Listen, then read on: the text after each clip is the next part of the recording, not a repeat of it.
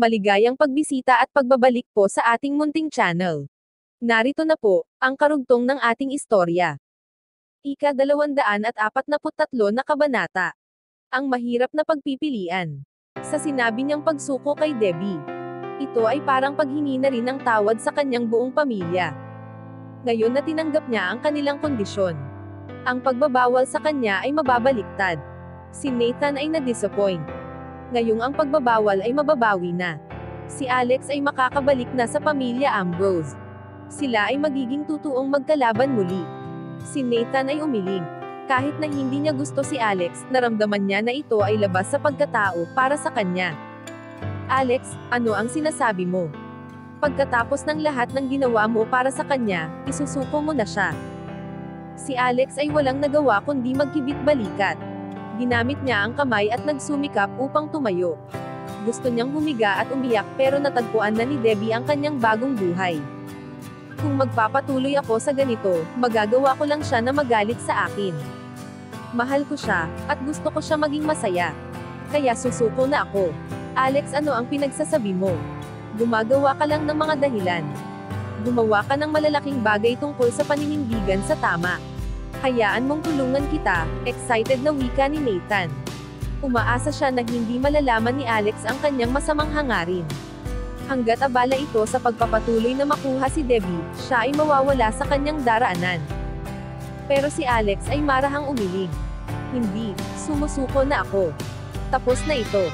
Gusto ko na ang pagbabawal sa akin ay bawiin na ngayon. Si Nathan ay napalunok na kinakabahan. Ang kanilang lolo na si Lincoln Ambrose ay sinabi na malaya siyang makakabalik sa pamilya, kapag isinuko na niya si Debbie, na ngayon ay si Leona. Pero si Nathan ay nag-aatubili na sumuko, at si Alex ay mabilis na makakabalik sa pamilya. Gayunpaman si Ken ay nagagalak. Mula sa kinakabahan na itsura sa mukha ni Nathan, masasabi niya na si Alex ay welcome na makabalik sa pamilya Ambrose. Nanguna siya at sinabi, Mr. Ambrose, binabati kita, maligayang pagbabalik sa pamilya. Si Sam Woodsworth, na isa ring taga-suporta sa pamilya Ambrose, ay nagbigay rin ng pagbati. Sa kanilang mga salita, ang mga isinama nila na mga tauhan upang tulungan si Alex sa kasal, ay nagbigay din ng suporta. Ang papa ni David na si Reginald Drake ay tumingin mula sa bawat tao. Pagkabigla at takot ang bumulot sa kanya. Wala siyang idea na si Alex ay isang importanteng tao. Ngayon, ito ay lumalabas na siya ay miyembro ng iginagalang na Ambrose family. Ang Drake family ay umani ng matagumpay na pakikipagkasundo sa suporta ng pamilya Ambrose pero wala siyang nakilala sa personal kahit isa. Nagsabi siya kay Ken sa mga nakaraan. Pero ang sagot nito ay ang pakikipag-meeting ay hindi mahalaga para sa kanilang oras. Habang iniisip niya ang mga nagdaan at inisip ang mga sinabi ni Ken at Nathan kay Alex. Napagtanto ng papa ni David na si Alex ay importanteng miyembro ng pamilya Ambrose. Medyo posible na ito ay kapantay ng isang tagapagmana. Hindi siya makapaniwala at naghintay siya ng ilang taon upang makakilala ng kahit sino sa miyembro ng pamilya Ambrose. At ngayon may nakatayong dalawa sa kanyang harapan. Siya ay nagkamali na ang isa sa kanila ay tutuong talunan. At napagbantaan pa na papatayin. Mabilis siyang lumapit kay Alex at sinabi, ikinararangal ko na makilala ka, bagaman hindi niya ito gusto. Binabati kita na makabalik muli sa iyong pamilya. Hindi ako lubos makahingi ng tawad sa akin mga nagawa kanina. Pakiusap, hatulan mo ako ng nararapat ayon sa iyong paningin. Ang mga tao sa paligid ay napahinga ng malalim. Hindi sila makapaniwala na ang isang maimpluwensyang tao katulad ni Reginald Drake ay bumaliktad, mula pagbabanta ng pagpatay sa binata, patungo sa pagmamakaawa sa parusa ng ganoon kabilis. Nang hindi sumagot si Alex, nagtaka ang papa ni David kung huli na ba ang lahat upang magbayad ng pinsala. Siguro ang lahat ng nagbantao ng hamak ay dapat humingi ng tawad.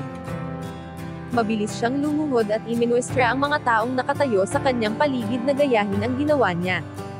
Pagkatapos ng ilang sandali, ang mga tao ay naintindihan ang ibig niyang sabihin, at tahimik na lumuhod. Humihingi ng kapatawaran.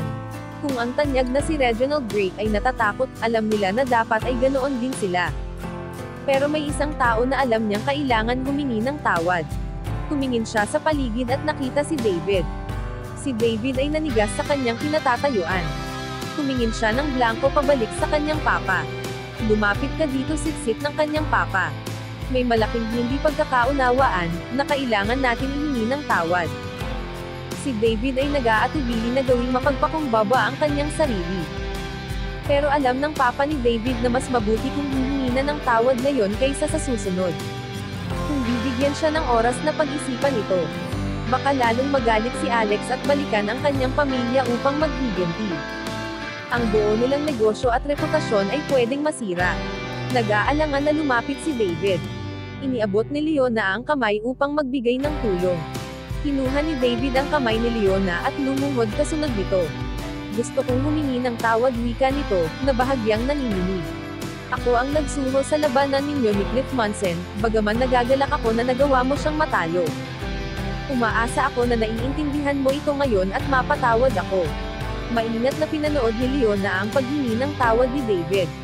Sa puso niya, itinuturing niya na sila ay mag-asawa na. Pero wala siyang magawa kundi mapansin ang paraan ng pagsasalita nito, ay para lang sa kanyang sarili. At kung paano ito hindi humarap upang protektahan siya nang lumapit si Alex. Nabigla siya nang mapagtanto na hindi siya kontento dito. Sa pagtingin dito ay para siyang ibang tao. Ang paghingi ng tawad ni David ay pangungumbinsi sa mga huling gulo. Lahat sila ay patuloy na nakaluhod. Si Alex at ang kanyang mga taga-suporta ay nananatiling nakatayo. Tumingin siya sa mga kinakabahang mga tao sa paligid. Sa halip na kasal, ito ay simulang pakiramdam ng isang burol. Lumapit ito kay David na napaurong. Tumayo ka, mabilis nitong sabi. Gumalaw si David at tinulungan itong tumayo ni Leona. Pero bahagya niyang napansin ang pagsuporta nito. Binigyan ito ni Alex ng diretsyong tingin. Si Leona ay magiging asawa mo, kapag nalaman ko na hindi siya masaya, babalik ako upang ayusin ang mga bagay sa iyo. Si David ay namutla na may kasamang pagkasindak at sinabi, "Oo, sige." Isang huling pagtango sa direksyon ni Leona, at pagkatapos si Alex ay tumalikod, naglakad palabas sa villa ng Drake family. Si Ken Stokes ay tumayo sa likuran nito. May hindi tiyak na tumingin sa mga tao at sinabi, "Walang kahit sinong makakaalam sa labas kung ano ang nangyari ngayong araw sa loob ng kwartong ito. Kapag nalaman ko na nagpakalat kayo ng mga istorya, may kaparusahan ito." Ang mga tao ay nagtinginan sa kasunduan na kanyang ibinigay. Sa magaspang na pagtango, sinabi ni Ken kay Nathan at sa mga tauhan nito, na oras na para umalis. Si Nathan ay sumimangot. Siya ay puno ng sama ng loob at galit kay Alex. Pagkatapos lahat ng gulo, siya ay sumuko. Ngayon ang pagbabawal ay babawiin na, at siya ay magiging problema muli sa buhay ni Nathan. Sa wakas, siya ay sumigaw sa kabiguan. "Binibiro niyo ba ako? Ano ang nakakatakot sa kanya, bakit lahat kayo ay nakaluhod?" Pinakatiningnan niya si Leona. "At ikaw, ano ang mayroon ka, laban sa kanya? Kung hindi ka lang naging walang puso, mahal ka pa rin niya. Handa niyang gawin ang lahat para sa iyo." Si Leona ay tumingin pabalik sa kanya. Masyadong nabigla upang makapagsalita. Sa mga sinabi ni Nathan, parang gumawa si Alex ng himala sa paghabol sa kanya. Pero naaalala pa rin niya na si David ang tumulong sa kanya. Iniisip niya na si David ang kanyang tagapagtanggol. Gayunpaman, kailangan niyang aminin sa sarili na si David ay na-disappoint siya ngayong araw. Nakatayo pa rin ito at nanginginig na parang malapit ng bumagsak. Tumanggi itong tumingin sa kanyang mga mata. Napansin din ito ni Nathan. Lumapit ito kay David at hinawakan sa baba, pinipilit na tumingin kay Leona. "Ang lalaking ito, pinili mo ang lalaking ito." Isa siyang katawa-tawa. Wala siyang ginawa na kahit ano upang tulungan ka. Paano mo siya napili kaysa kay Alex? Binawi niya ang kamay at sinuntok si David ng magkabila sa mukha. Si David ay bumagsak sa sahig, sobrang natatakot para lumaban. Kasama ng sigaw si Leona ay lalapit dito. Pero hinawakan siya sa balikat ni Nathan at niyanig ng malakas. "Kung ginawa ko ito kay Alex, siya ay lalaban. Kung sisigawan kita, susuntukin na niya ako bago pa makapagsalita ng tatlo." Pero ang lalaking pinili mong pakasalan ay naglalaro na parang isang patay. Isinuko mo si Alex para lang dito. Ang kahit sino na hindi nakakakilala kay Nathan ay iisipin na nagsasalita ito bilang side ni Alex. Sa mga nakakaalam na sila ay magkalaban, naiintindihan nila na nagagalit ito sa kanyang sarili. Malamig na ngumisi si Nathan kay Leona. Sinira mo ang lahat. Wala kang idea kung gaano kalaki ang pinsala na idinulot mo. Inilagay nito ang kamay sa leeg at nagsimulang sakalin. Pero ang kanyang bodyguard na si Keith ay mabilis na lumapit na may pag-aalalang boses. Mr. Ambrose, ikaw ay pabigli-bigla. Kahit na isinuko na siya ni Alex, maliwanag na importante pa rin ito sa kanya. Wala tayong mapapala kung papatayin natin siya ngayon. Baka bumalik si Alex at maghiganti. Si Nathan ay natigilan. Ang pagkakasakal niya sa leeg ni Leona ay hindi lumuwang o humigpit. Baka maging kapaki-pakinabang siya sa hinaharap pagpapatuloy ni Keith. Sikretong pakinabang, kaya huwag muna natin siyang itapon. Natatakot siyang pinanood ni Leona.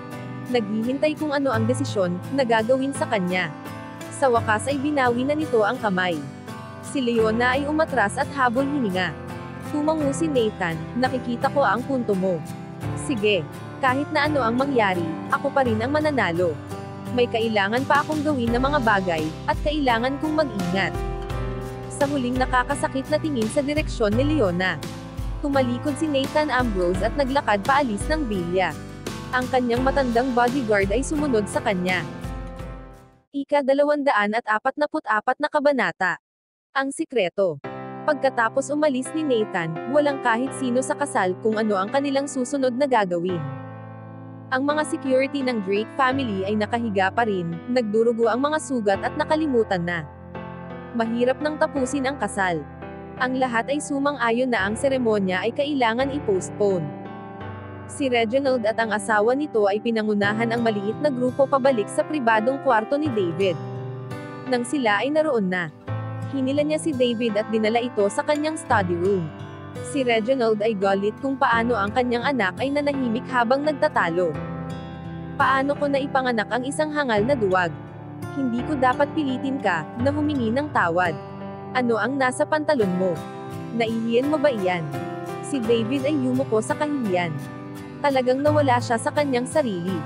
Siya ay nanginginig pa rin sa takot. Nang huminga siya, hindi ko naiintindihan. Sino ba talaga si Alex? Bakit kayo natatakot sa kanya? Tumingin ang papa nito sa kanya. Hindi mo ba nakita ang magalang na pagsasalita ni Ken sa kanya? Sa palagay ko ay connected siya sa Ambrose family. Baka siya ay sobrang importanteng tao. Ang pamilya natin ay umaasa sa suporta ng pamilya Ambrose. Tumaas ang kilay nito na hindi makapaniwala. Ano, paano sila naging importante? Gaano kalaki ang impluwensya nila? Natahimik ang papa ni David. Walang nakakaalam kung gaano kalaki ang pamilya nila. Pero nag-alok ako na makipagkita sa kanila sa nakaraan, at tinanggihan nila ako. Sino ang nakakaalam kung gaano kalaki ang yaman nila at impluwensya? Inisip muli ng papa ni David kung paano tumingin si Alex kay Leona, at napayuko. Huwag kang magbigay ng sobrang oras kay Leona ngayong araw. Matulog kayo sa magkaibang kwarto. Walang kahit ano, naiintindihan mo. Ano, papa? Sinabi ko na, hindi natin alam kung gaano kaseryoso ang mga taong iyon tungkol kay Leona. Maliwanag na may kakaiba sa kanya. Sinabi niya na isusuko ito ngayong araw. Pero paano kung magbago ang isip ni Alex, at balikan siya muli? Gusto mo bang isugol ang buong pamilya sa kanyang nararamdaman? Mag-ingat ka. Pakiramdam ni David ay umuubos siya ng maraming frustration pero alam niya na ang kanyang papa ay may magandang punto.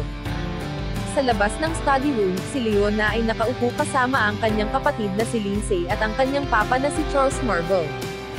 Tumingin si Charles sa kanyang dalawang anak at natahimik. Ano ang nangyari kay Alex?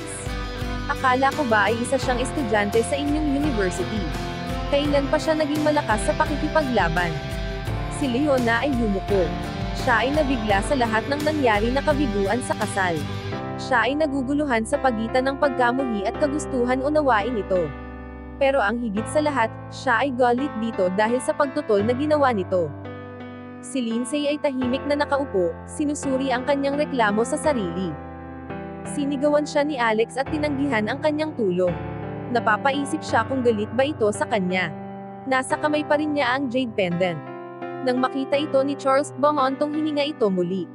Sinabi ko na sa inyo kailangan nyo itong itago. Kahit sino pa sa inyo ang may dala dito. Paano nyo ito hinayaan na mahulog sa kasal? Mapanganib ito. Mapanganib. Papa, ano ang pinagsasabi mo?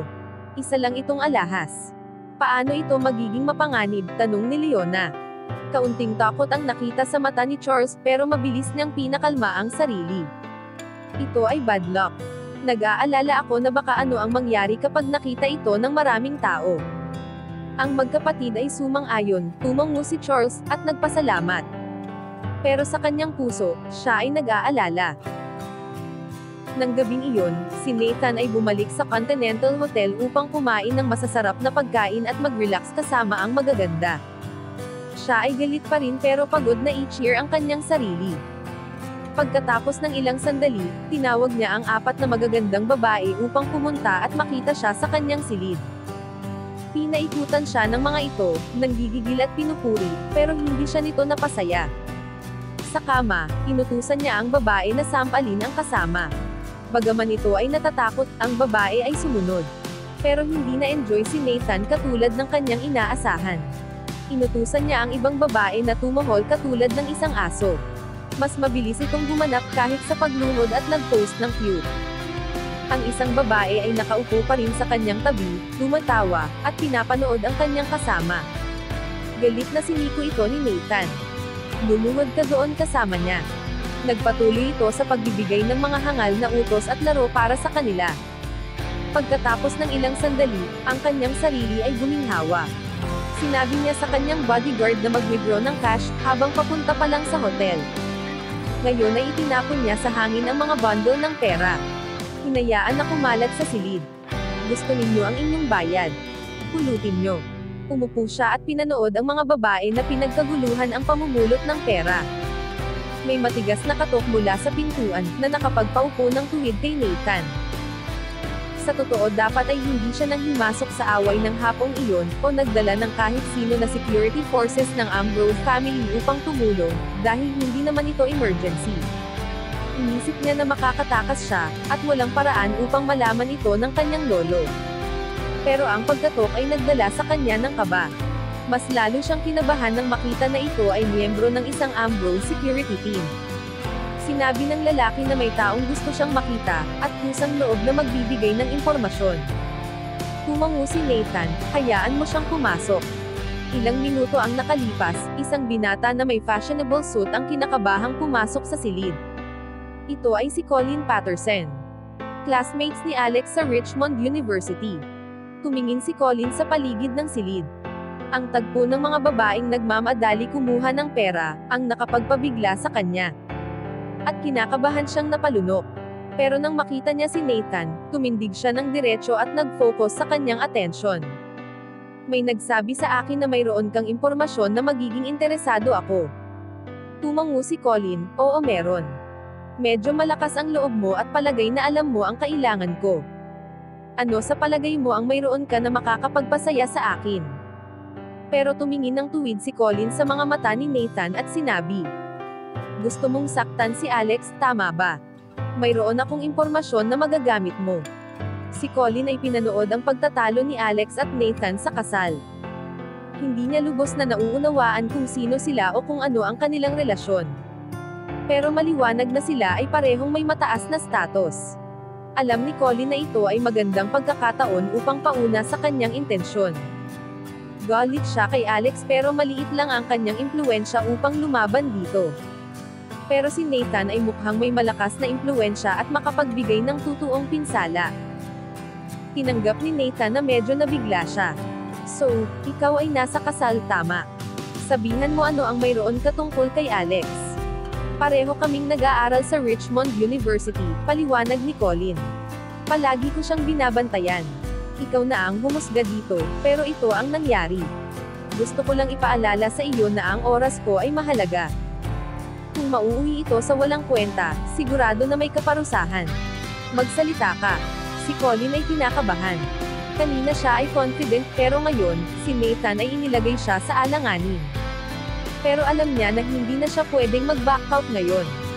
Huminga siya ng malalim at nagsimulang ikwento ang mga tungkol kay Alex sa Richmond University. Matatag siyang pinanood ni Nathan habang nagsasalita.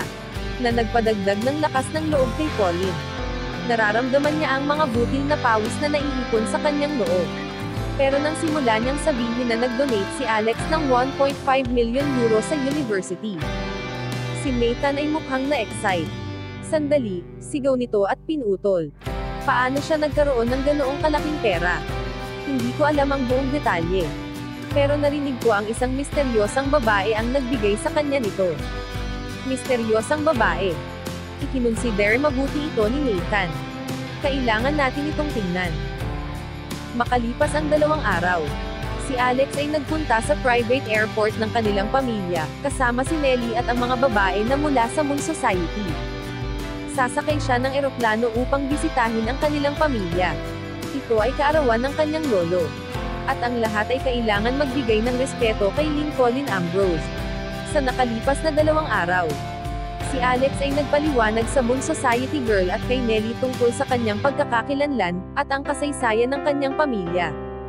Nang sinabi niya na kailangan na niyang bumalik sa estado ng pamilya, nagpumilit silang samahan ito. Nakikita niya na wala namang problema at madaling makahanap ng mga ekstrang lugar para sa panauhin. Si Ken Stokes ay naghihintay sa kanila sa airport. Binati niya ang mga ito at pinangunahan upang isakay sila sa helicopter. Pero nang sandali ring iyon, isang Rolls-Royce ang dumating. Huminto ito at bumaba si Nathan at ang kanyang bodyguard na si Keith. Alex, huwag mong sabihin pagkatapos ng mahabang pagdurusa, gusto mo nang bumalik upang makapagpahinga. Ang mata nito ay pinasadahan ng tingin ang grupo ni Alex. Tumingin sa 4 na miyembro ng Moon Girls. Pero ang mga bagay ay medyo kakaiba sa tahanan kaysa sa syudad. Malakas ang loob mo na isama ang mga ito sa family visit pero sa palagay ko ay hindi ito magugustuhan ni Lolo.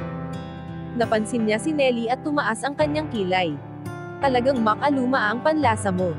Ang 4 na babae ay nakakabighani. Pero sino ito, katulong mo? Hindi siya standard katulad ng iba. Si Nelly ay walang takot itong sisigawan. Kung wala lang kahit sinong tao, paparusahan niya ito sa paraan ng pagsasalita sa kanya. Pero alam niya na si Nathan at Alex ay magkapamilya, at parehong sobrang high status. Ito ay hindi niya laban na dapat simulan. Sana po ay nagustuhan nyo ang ating story series. Hanggang dito na lang po muna. Maraming salamat po sa pakikinig. Pwede po bang humingi ng subscribe bilang pagsuporta sa ating munting channel. Hanggang sa susunod po muli. Stay safe and God bless.